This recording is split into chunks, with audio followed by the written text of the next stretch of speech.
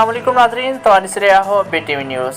नाज़रीन, अहम ख़बर अवां ताईं पहुचायूं पिया नौशाद फिरोज़ खान, जिते ताईं ख़बर ॾींदा हलूं त पाकिस्तान मुस्लिम लीग नून हाउस नौशाद फिरोज़ में अॻूणे वज़ीर आज़म मियां मोहम्मद नवाज़ शरीफ़ जी 74 सालगिरह जो प्रोग्राम मुंतक़िद कयो वियो ऐं केक बि काटियो वियो। केक कटण जी तक़रीब में मुस्लिम लीग नून जे सूबाई वाइस प्रेसिडेंट मंसूर अहमद मुग़ल ऐं नाइब सूबाई सदर सिंध ज़ाहिद हुसैन रिंद, एडवोकेट अब्दुल जब्बार राजपूत, अली मोहम्मद चांडियो, अज़हर रिंद, शकील अहमद आरई, दीन मोहम्मद मलिक, एहसान आरई ऐं ॿिया शामिल हुआ।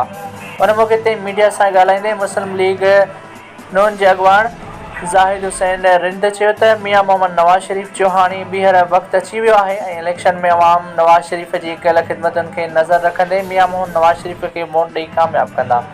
असीं पुरुउमीद आहियूं त हाणे पाकिस्तान जो ईंदड़ वज़ीर आज़म मियां मोहम्मद नवाज़ शरीफ़ हूंदो। उन मौक़े ते अनवर लाल मिनारिटी विंग पंहिंजे साथियुनि समेत मुस्लिम लीग नून में शमूलियत जो ऐलान कयो।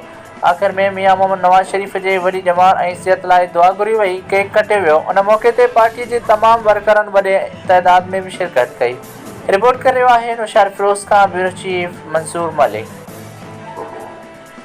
नाज़रीन, वधीक ख़बरुनि खे ॾिसण जे लाइ ॾिसंदा रहो ऐं विज़िट कयो असांजो चैनल BTV न्यूज़। हर ग़रीब ऐं हर मज़लूम जो आवाज़ BTV न्यूज़। असां पहुचाईंदासीं हर ग़रीब ऐं हर मज़लूम जो आवाज़ आला अवाननि ताईं।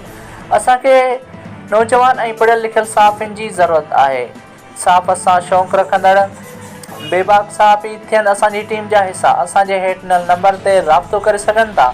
असांजो WhatsApp नंबर हेठि अव्हांजी न्यूज़ जी पटीअ में मौजूदु आहे। उन खां बाद में असां वटि बहितरीनु न्यूज़कास्ट ऐं न्यूज़ एंकर मौजूदु आहिनि। जंहिं बि न्यूज़ चैनल खे न्यूज़ एंकर ऐं न्यूज़कास्टर खपनि त असांजे ॾिनल WhatsApp नंबर ते असांजे CO सां राब्तो करे सघे थो।